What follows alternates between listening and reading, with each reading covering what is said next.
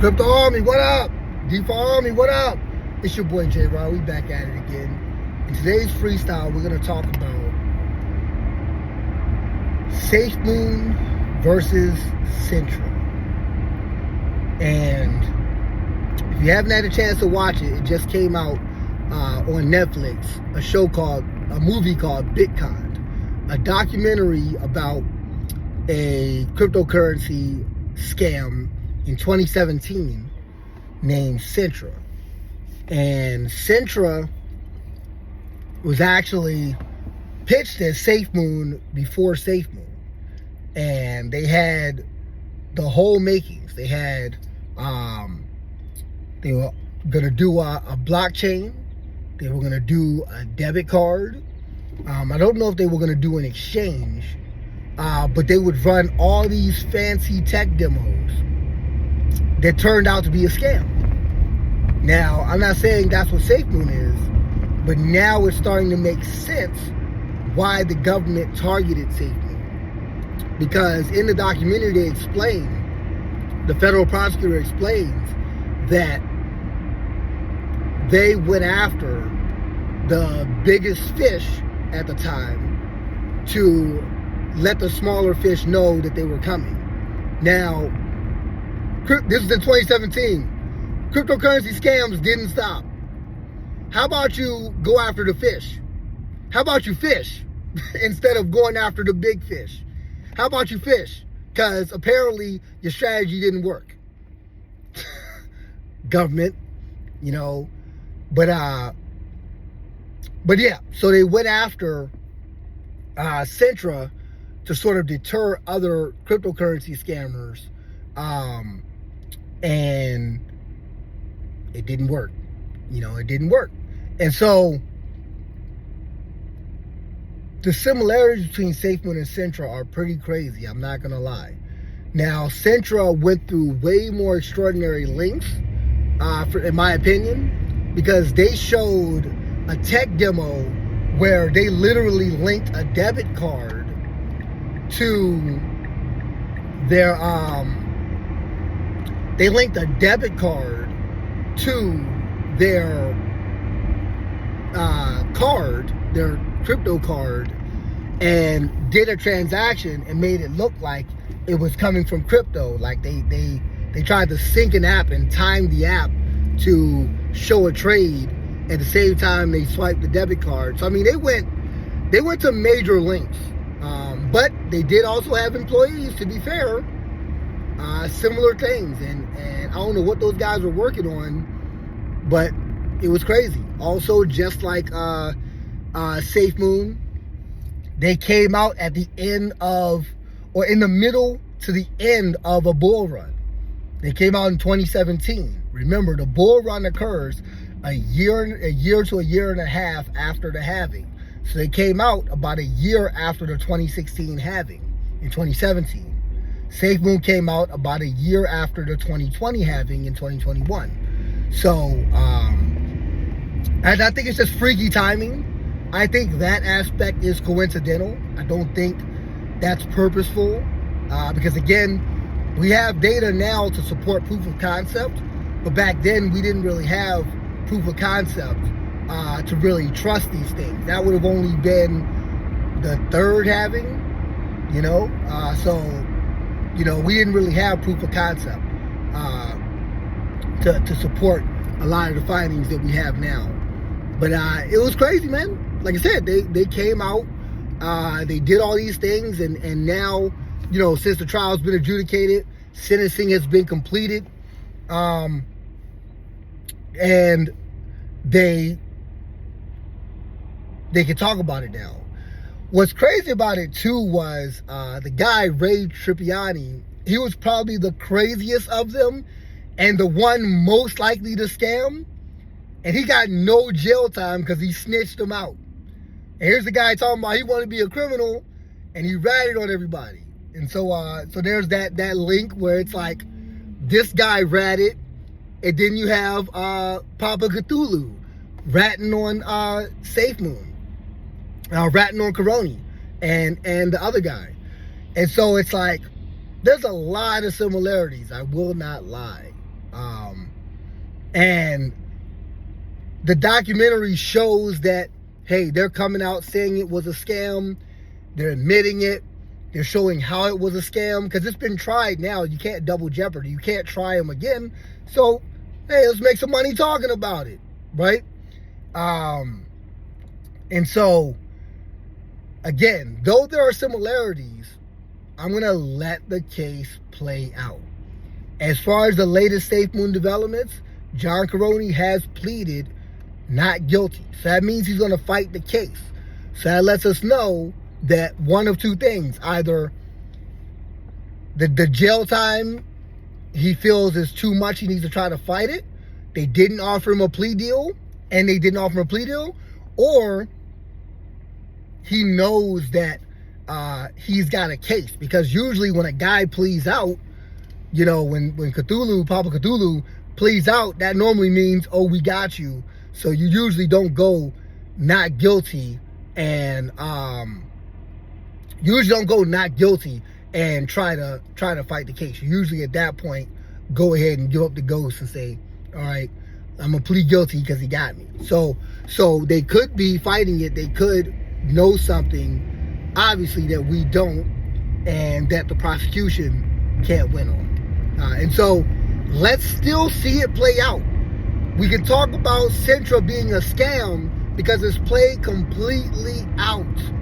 Completely out. Ray Trippiani got no jail time because he snitched on his boys, really his associates. And because that's one thing that came out. They wasn't friends when they was doing it, apparently, and they definitely not friends now. What? So they didn't like each other. They don't like each other. So Robert Fonseca, pardon me if I'm saying it wrong, if I'm Farkas, if I'm pronouncing the name wrong, but Robert Farkas, I believe it is, he got a year and a day, and Sorby, the tech guy, he got 8 years. Now, another interesting thing about the case is, again, the government's obsession with calling cryptocurrency securities. It apparently goes all the way back to even this case, because they tried to give them 200 years for securities fraud. Again, Garland and Gensler. You probably will never see this video because you destroyed my channel with destroying Safemoon, because that was the main thing I was talking about. So you'll probably never see this video. But if you ever dig this up in the YouTube graves, you ever see this video in deep in the archives, cryptocurrencies are not securities. They're not. You tried to give those guys 200 years. You might as well try to give them 1,000 years. They got 8, 1, and none. Because cryptocurrencies are not securities. They're not. So give up this crusade. You're not going to. You're probably never going to hear this. But if for some weird reason you do hear this, or some good reason my channel blows up, let's go. Right Mindset Show with your boy J-Rod. Let's go. Like, comment, and subscribe. If for whatever reason I blow up, hopefully, because that's the goal, and you hear this, cryptocurrencies are securities, give up your crusade. There's ways to work with this new technology that you're going to have to figure out to work with, and these little battles ain't going to work. Again, Binance can beat the case. They beat the case. They're worth $20 billion. You hit them with a $4 billion fine. Not going to give us our money. You got, what? I think $10 million from Centra. They didn't get their money. So you're not giving the investors our money. Give up the charade. Give it up. Stop lying. Like, stop lying. Listen, I understand you're afraid you're about to lose power. And I get it. I've been there before. But lying is not the way. Come a little closer. Lying is not the way, Gensler and Garland. It's not the way, man. It's not the way. You could be spending that energy aligning. Instead of lying, you could be aligning. But I digress. But yeah, so they tried to give those guys 200 years, and they got 8, 1, and none. So, you know, it's crazy, man. It's crazy. So again, we can say Centra was a scam because it's been adjudicated, convictions have been sentenced, and these guys doubled back for whatever money they got to do the documentary, and they admitted it. Hey, it was a scam. We were delaying, and da. It was a scam. Let's let that happen to Safemoon, guys. Let's let that happen to Safemoon. And let's not make a determination until it's been determined. But I thought it was interesting. A little bit about me in general. I'm a history buff. I'm a journalism major. I have a degree in journalism, print journalism, and so I've always been interested in stories. And this is a great story. Either way, whichever way it goes, this is a great story. I'm chronicling my journey, but I'm also hopefully telling you guys stories and covering stories. And it's a great story, whichever way it goes. But just the parallels, right, to see how similar Safemoon and Centra are. But again, let's wait for adjudication. Let's wait for the convictions to roll out, and let's see. Because again, they had them. Centra was a lot. In a lot of ways, the case was different. There was a lot of craziness. Like, these guys secured a $10 million investment from a South Korean firm. They took their scam international and literally scammed Koreans, like Korean firms. You know, a Korean firm, a big-time Korean firm. So, I mean, like, there are differences. And you could say, hey, you know, well, what about the Gambia? Well, we don't know of any contracts that Safemoon signed with the Gambia.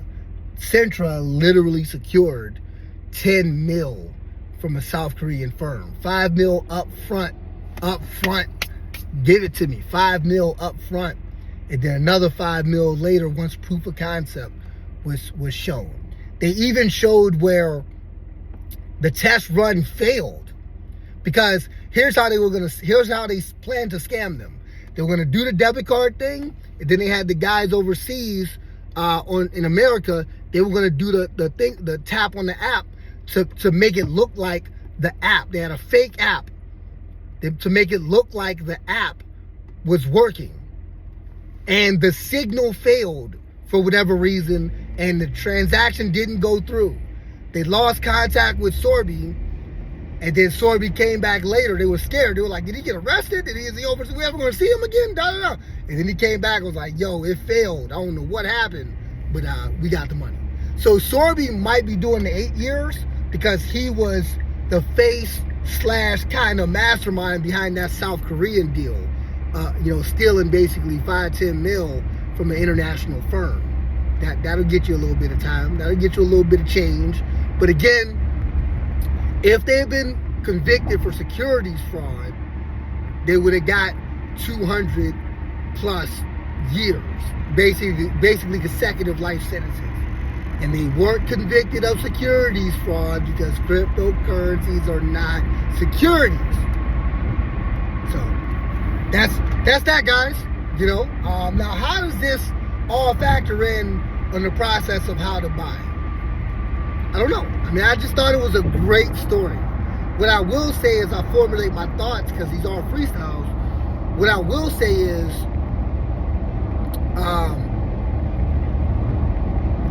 gotta do a lot of fact checking. I gotta make sure my fact checking game is more up to par. Because one of the ways they caught the Centra guys was they did a ton of fact checking on them. Because one of their stories was they went to Harvard and were CEOs and VPs, not CEOs, but VPs at Wells Fargo. And then, like, if you did a simple Instagram search, you would see that they were CEOs of exotic car firm. So, like, like the lie was easy to spot. So my due diligence game can always be better. And I feel like due diligence is one of those crafts that you're always working on. You're always working on your research and your fact checking. Now, I feel like that's a craft that is just takes years to master if it's ever mastered, because there's always more digging you can do. There's always more shovels. There's always more graves. Always more plots of land. You can be digging for a long time. There's plenty of digging that you can do, and so if anything, that's something I can learn. Another thing I learned too about how to buy is I honestly think this is why meme coins kind of work, because the principle is simple. A, we got this cool thing that people are excited behind, and if the halving continues to work out and we stay pegged to Bitcoin, Solana, or Ethereum, and we get listings, you guys can make money. So they're not lying about what they are. You know, they're not promising new innovation or tech or change. They create a swap. They maybe create a blockchain. And then they sort of just, you know, ride off the hype. And so, you know, I hate to say it, I think that's why meme coins, as long as we have halvings, and we'll have halvings for the rest of my life and the rest of my kids' lives and the rest of their kids' lives, Lord willing. So meme coins will always have to be a part of my portfolio. But I think that's why meme coins work, because they don't lie about what they are. You know, it's an exciting, cool thing that has a community. That's it. You know, and so, not saying Safemoon is lying. Let's let it play out. But, you know, Centra was lying. They were lying about what they were. And they felt they had to maintain that lie. Because there was a funny scene in the documentary where they say, on the South Korea part of the story, they said, like, why would you create a fake app to show to them in a tech run? Why wouldn't you just work on the real app? Like, you got employees, you got people working on the real app. Why wouldn't you just show where you're at in development with the real one? It's like they had so many chances to be bailed out. So many chances. Just do what you said. Okay, you came out with this scam idea. It blew up. You made 30 mil off rip. Now, maybe hire a team to try to do it. And they're like, get it done. Like, get it done. But I digress, right? I mean, I digress, you know. So, yeah, you know, that's where it was. Great story, great parallels. Again, a little bit about me again. Being a journalism major, having a degree in journalism, I just find stories interesting, and that's an interesting story, you know. So how it applies to the right mindset, again, is maybe this is why meme coins work and why meme coins still need to be a part of your portfolio. That's why they're a part of my portfolio. Not financial advice, but that's the journey I'm on. And fact checking is a craft. It's a lifetime craft, and you know, that's something I learned from that story. Yeah, because the fact checkers, you know, aside from taking the simple advice of not investing more than you're afraid to lose, the fact checkers really won the day on that one. Because a simple fact check would have busted holes all up in their story. So yeah, so that's it for today, guys. Holla at your boy. You know what to do. Like, comment, and subscribe. It's your boy J Raw. DeFi Army, what up? Crypto Army, what up? Holla back.